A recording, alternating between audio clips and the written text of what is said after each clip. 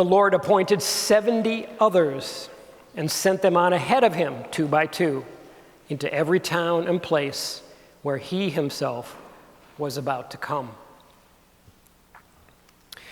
Matthew, Mark, and Luke all tell us that Jesus sent out his 12 apostles into the mission field as a kind of training exercise, we might say, for their mission as apostles after his ascension, to prepare them so they know what to expect. Luke is the only gospel writer who reports that Jesus also sent out a second wave of missionaries, a wave of 70 missionaries that he sent out after he sent out the 12 apostles. And the number 70 is significant.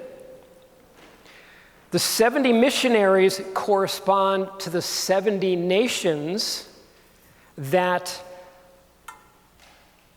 every Jew would have understood from Genesis chapter 10, were the 70 nations of the ancient world that descended from the 3 sons of Noah.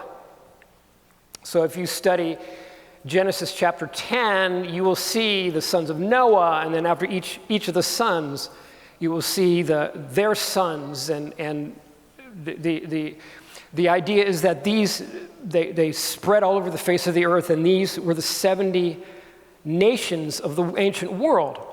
And so today's passage in Luke thus anticipates the church's universal evangelical mission to the entire world.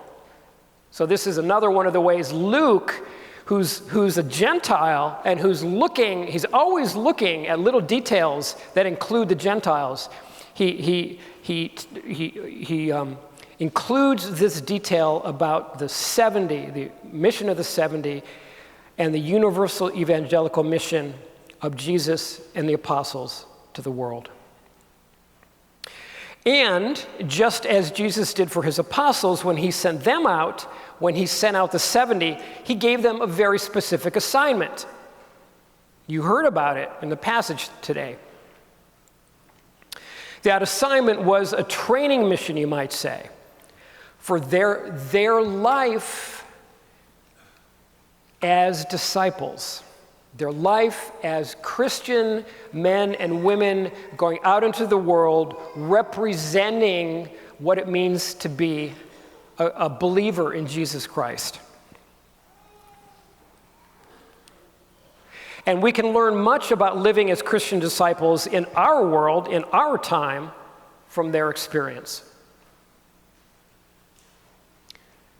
So consider. Jesus said to them, the first thing he said to them was, "I send you out as lambs in the midst of wolves." He wanted to prepare them for opposition.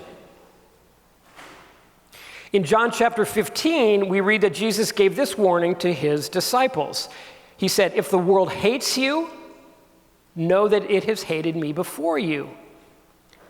If you were in the world would love its own, but because you are not of the world, but I chose you out of the world, therefore the world hates you." And that is a fact of Christian reality, of Catholic reality. We don't represent the values of the world.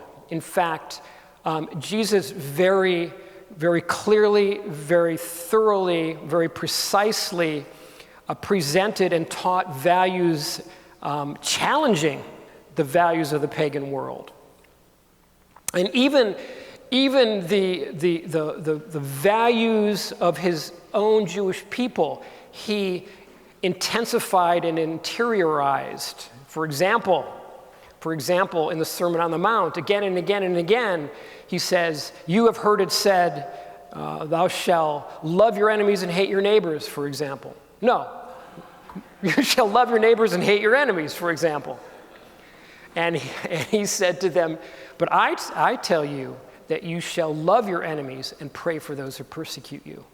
So at every turn, Jesus challenged the values of the world, even the values of his own Jewish background.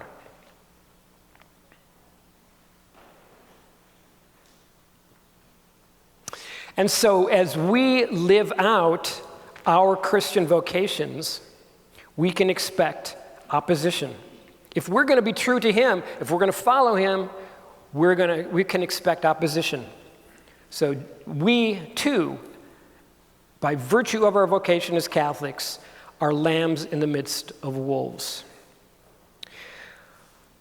We've known, it's very obvious, we know this from experience, that whenever we talk about or uphold traditional Catholic respect for chastity, for the unborn, for traditional marriage,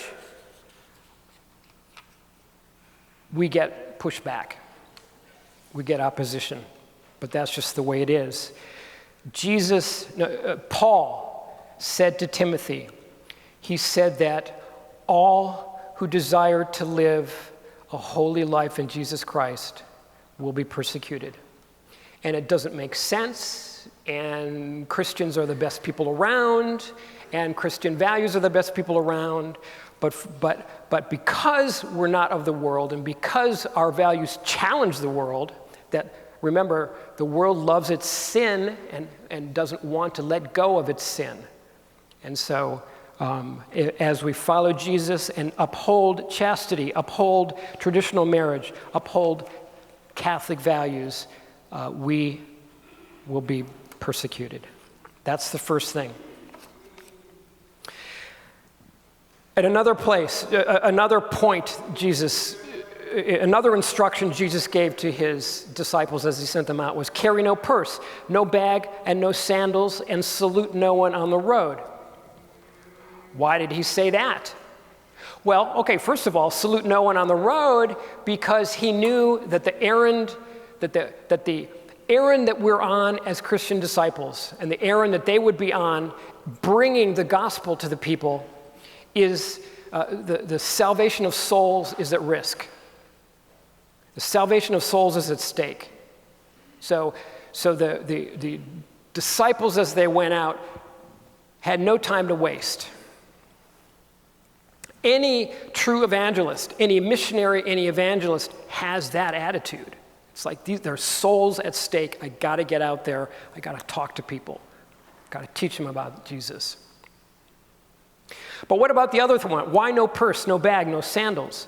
Well, the mission field of the world, of the 70, would be the whole world, and they had a lot of walking to do and a lot of traveling to do. So then why would Jesus tell them that? And I believe the answer is that so they would learn to become radically dependent. Dependent in a good sense. Radically dependent upon God and radically dependent upon one another. Upon the community of believers. It was like the Israelites in the wilderness, depending on God every day for their daily manna.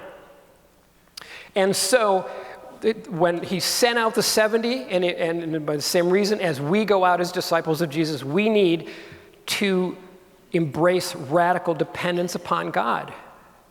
And as the extent to which we depend on God radically, we will build our radical faith. As we pursue our vocations as Catholics, trying to lead holy lives and raise holy children, we must lean hard on our radical faith in God and on our need for one another. That's the second lesson we learn. And the third lesson is this. Jesus said, "And if they will not listen to you, shake off the dust that is on your feet." He sent the 70 disciples out with their eyes wide open about the possibility about adversity, about the possibility of failure, about that this would be a hard road and it's not going to be easy and they can expect to fail. But they need to take failure and rejection in stride. Not everyone will accept the gospel. Anybody who's talked to your friends understands that.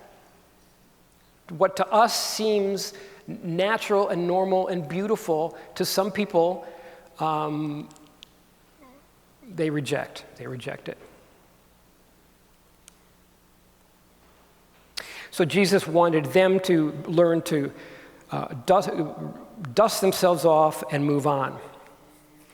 He said, if anyone would be my disciple, let him take up his cross and follow. And through rejection, discouragement, and failure, the 70 were called to persevere. And as it was for them, so it is for us. The other side of radical faith is radical perseverance. Radical perseverance. If we are going to radically depend on God, we need to prepare radically to persevere. He who perseveres to the end will be saved, Jesus said. And it's by persevering through failure that we fulfill God's commands to us. St. Teresa of Calcutta famously said, "We are not called to be successful, but to be faithful." So our calling really is to be faithful in whatever God sends us to do, to be faithful. And perseverance is an essential quality for living as Christian disciples in the modern world. So, readiness for opposition, radical dependence on God and one another, and perseverance. These are the qualities, some of the qualities, that Jesus wanted his disciples to develop as he sent them out into the world. And they were ordinary men and women. They were ordinary men and women, but they accomplished great things by following Jesus and being obedient to his commands. And as we follow Jesus and as his disciples, these are the qualities we too need to cultivate. So, a very beautiful and glorious example and model of radical dependence on God and perseverance through adversity can be seen in the life and ministry of St. Francis de Sales. So I want to talk about him for a few minutes. He was born in 1567. He died in 1622. He was a Swiss priest who lived during the early turbulent years of the Protestant Revolution. And he's best known for his success converting many, many thousands of Calvinists, tens of thousands of Calvinists in Geneva back to Catholicism. The interesting thing that we don't always hear about is that he was not always a strong disciple of Jesus Christ. Francis de Sales was not always a strong disciple of Christ, and there was a time when the furthest thing from his mind was that he would be a missionary. He was the son of French nobility.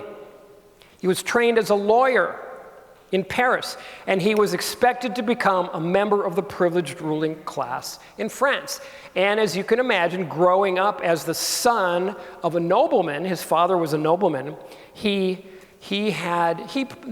practiced some vices when they were young men. But God had bigger plans for Francis, and God works in mysterious ways. So when Francis was 19 years old, he was studying law in Paris. And on a fluke, I guess, he attended a theological debate between the followers of John Calvin and Catholics. A debate between Catholics and this new group, these following John Calvin, these Calvinists. And the debate was about Calvin's doctrine of total depravity and double predestination. Calvin, a lot of Calvinism is very gloomy. And one of the doctrines is total depravity, that humans are totally depraved and totally dependent upon God's grace, and there's nothing we can do for our salvation. And he also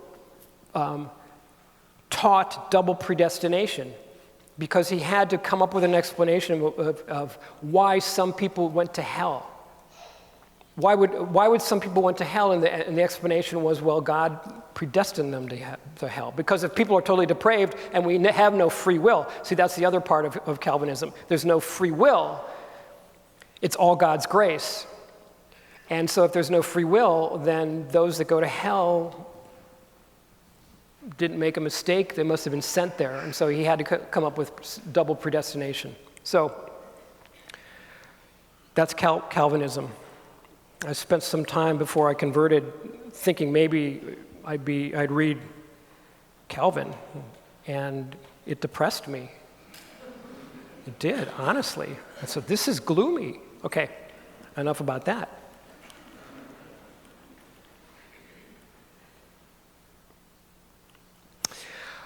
Well, the debate had a very profound effect on Francis de Sales. And he started worrying about being condemned to hell. He started thinking he was going to go to hell. And that drove him into a personal crisis of despair. And he had such great despair that it made him physically ill and even bedridden. And he suffered and struggled under that dark cloud for months before he finally came to his senses. He was in France, and he visited one of the ancient parishes in France where there was a statue of the famous Black Madonna, Our Lady of Good Deliverance. And there, kneeling before Our Lady, he prayed the Memorare prayer. And that day, he consecrated himself to the Blessed Virgin Mary and dedicated his life to God with a vow of chastity. And that moment was the beginning of his healing process and the beginning of his journey,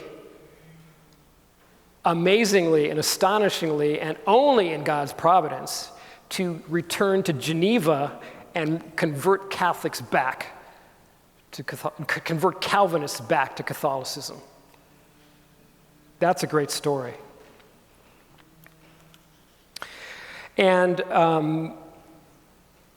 he had a newfound devotion to Mary, and God fully cleansed him from his doubts.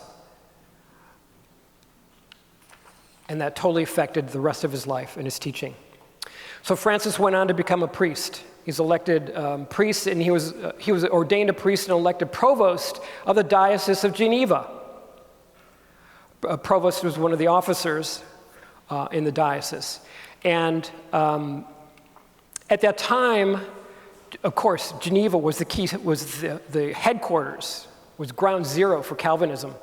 And because Geneva was controlled by the Calvinists, the Bishop of Geneva, the Catholic Bishop of Geneva, could not reside in Geneva. So the Bishop of Geneva had to reside 22 miles south of Geneva in a town called Annecy. And Francis, it wasn't safe for him to spend the night in Geneva. He'd go there, he'd go to towns around Geneva. Whenever he was doing his missionary work, it wasn't safe for him to spend the night in enemy territory, you might say, in the Calvinist territory, because there was a real danger of him being murdered. So there was a Catholic nobleman that was friendly, who lived miles outside the city, and every day, St. Francis de Sales had to walk either into Geneva or into the town that he was visiting that morning, and he had to walk back in the evening. So every day he walked miles back and forth to do his missionary work. And for 3 years, he trudged through the countryside. For 3 years, it seemed like nothing was happening. No fruit was happening. But he trudged through the countryside. Doors were slammed in his face. Rocks were thrown at him. In the bitter winters, his feet froze so badly they bled as he tramped through the snow. And through it all, he persevered. He persevered. No one would listen to him. No one would even open their doors. So he said, okay, they won't open my doors. So he figured out a way to go under the door. So what he did is he borrowed the Protestant strategy of making pamphlets, and he made pamphlets about Catholic truth, and in the early morning hours, he would go slide them under the doors of the people he knew were Calvinists. And that's how he got the word out. That's how he taught. Another strategy he developed was this. Parents wouldn't come and talk to him But he was a very friendly, warm, outgoing guy, and he would talk to children. And people would see his interaction with the children, how he was a kind man. And that caused people to talk to him. And patiently and graciously, Francis de Sales, over the course of these years, explained to people the Catholic faith. When he was 35 years old, he was appointed Catholic bishop at Geneva. So now he was more than provost. He was the bishop, but he still had to live in Annecy. But he thus became, being bishop, the Catholic bishop of Geneva, he thus became the official Catholic answer to the gloomy doctrine of total depravity of John Calvin. And his gentle character and sunny personality was a great asset in winning souls. His slogan was, "A spoonful of honey attracts more flies than a barrelful of vinegar." And he won for himself. People started regarding him, calling him the gentleman's saint. St. Francis de Sales' life, beyond the incredible courage he had, the perseverance he had, it was a great example of radical trust in God, radical perseverance through adversity. And by the time he died, St. Francis de Sales had converted many tens of thousands of Calvinists back into the Catholic Church. So in conclusion, when Jesus sent out the 70 disciples, prototype for us, he gave them a very specific assignment. The assignment was a training mission, we might say, for their life as Christian disciples. And we can learn a lot from studying what he taught them and studying how they went about being Christian disciples. Life as a Christian requires us to expect that we will often meet opposition from the world. It requires us to have radical trust in God and in our Christian companions.